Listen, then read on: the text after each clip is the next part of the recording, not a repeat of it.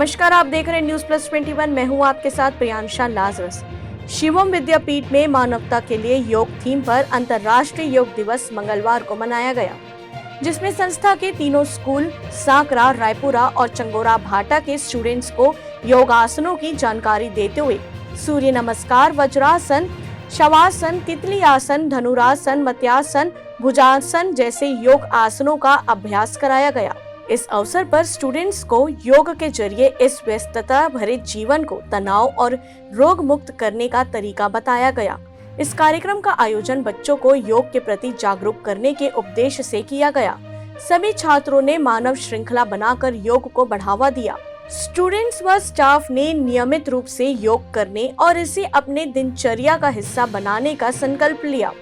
इस अवसर पर स्कूल के चेयरमैन अवधेश शर्मा ने स्टूडेंट्स को अपने नियमित जीवन में योग को अपनाने के लिए प्रेरित किया एवं स्कूल के मैनेजिंग डायरेक्टर ने कहा कि निरोग रहने का सबसे सहज माध्यम योग है। इस अवसर पर स्कूल के assistant director Ashraf Ali, Sankara principal Jaya Bandelu, Raipura principal Preetu Singh एवं समस्त स्टाफ मौजूद थे। ऐसी ही जानकारियों के लिए देखते रहिए न्यूज प्लस 21, आपके हक की बात।